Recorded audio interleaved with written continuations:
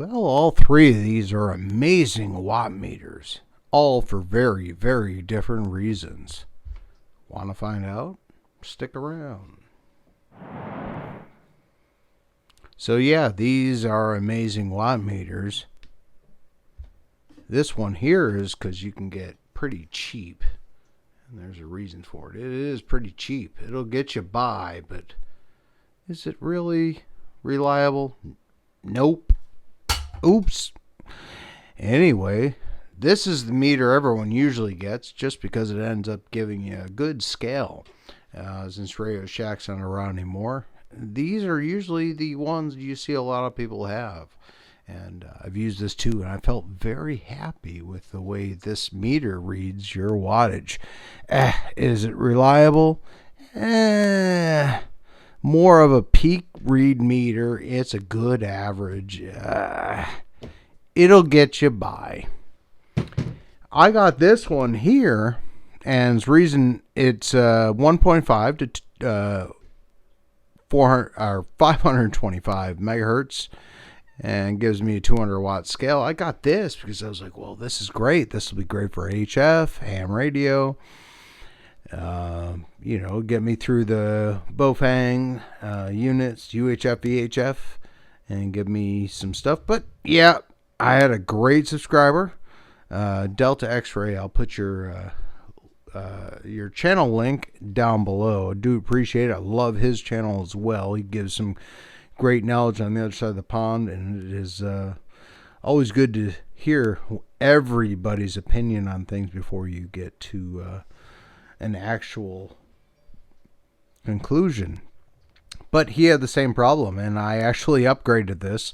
It is a digital SWR non-PEP. You will not get PEP reading off of this. This also comes as an MFJ model. I'll put that down below too. I forgot the model. I think it's like MFG 503. I don't know. It's down below. Any regard, this is a great meter, but you always need power to it. And that's a goofy little layout on this. When they laid this out, it's almost like they were doing like an antenna tuner or something like that, but every one of these comes like that.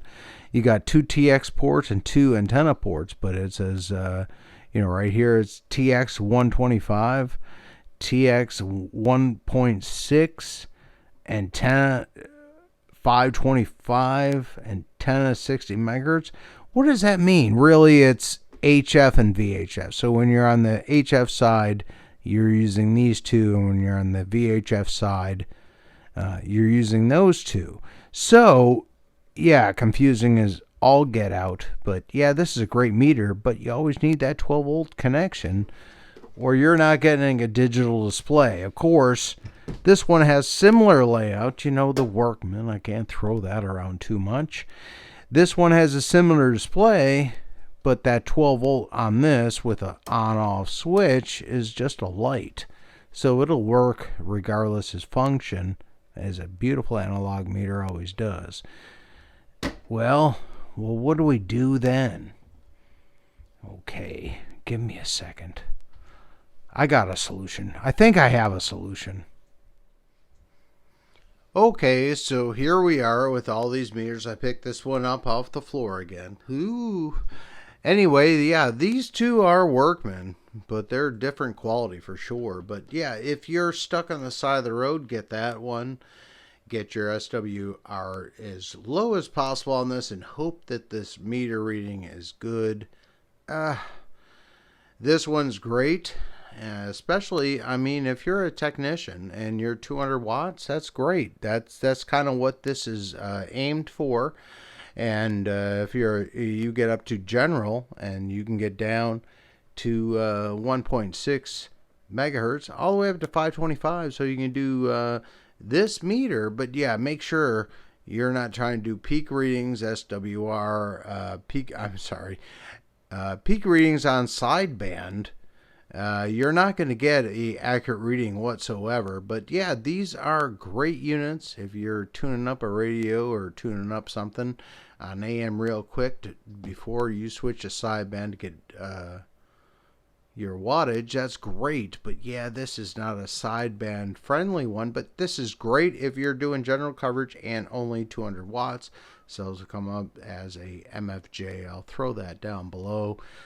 Looks the same. I think it's a little more expensive, but MFJ, yeah, everybody has another one. But anyway, the Workman down below, this is the old trusty duty. This is the one that pretty much replaced all the Radio Shack ones out there. Anyone getting into radio now and they need one of these, this is great. Does more of a peak watt on sideband, so it kind of is better than the rest, but it gives you up to a kilowatt on these. But if you're running kilowatt, yeah, don't trust this type of meter. I'd run it no more than 250. And that is just a ballpark. If you're going to get something cool, well, what do you use if you don't use these meters? Well, I guess we're going to have to get upgraded.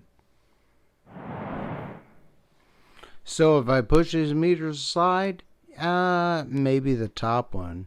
And the bottom one is great for all my other stuff. This middle one is kind of hit and go. But let's push these off to the side a little bit. There we go. Make room for, oh boy, Mac Daddy, the Bird watt meter.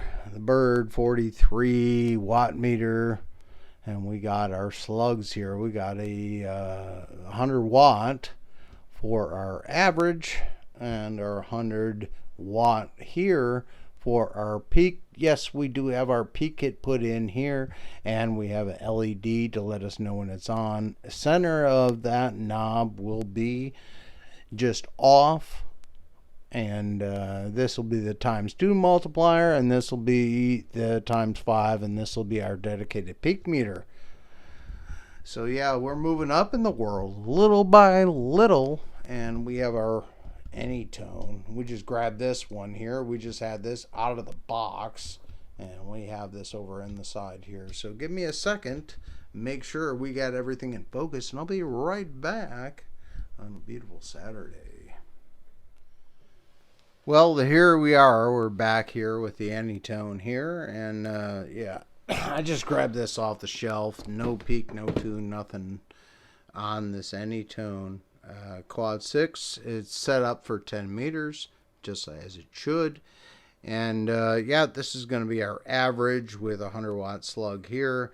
This, our meter here, will be our peak side of things. And of course, with the peak, that light on will indicate the peak with the on switch right there. Very nice. And then our multiplier, 2x, 1x, and 5x. So we have this just in the center position right here real quick. Just pulling this up real quick. We've got to get something wattage wise on these meters. So we hope we can do that. So we're going to go ahead and turn this on, because otherwise they're both going to read the same. So this is going to be our average. This is our peak. And this is our Anytone out of the box. These things are a dime a dozen. I think again about $165 a piece. It's ridiculous. It's so easy and cheap. But yeah, this is our average meter with 100 watt here as well. I got 1,000 watt here, but I don't need to multiply that much. I'm going to actually change it out, because this one is 2 through our 25 through 60. And I'd rather have a full HF slug, because that's what I'm going to use a lot of this stuff on. But I have to get rid of these other radios that I do have. So we're just going to go ahead and key this up. This is the striker. It's going to have the power full up. But yeah, this is out of the box. No big deal. Nothing crazy. This is actually going to end up being the test radio for all the other radios I got going out. But let's see. Audio 1 2 1 2 3 4. So there we go. I mean, we're averaging and peaking out, and yeah, we're averaging right under exactly where we should.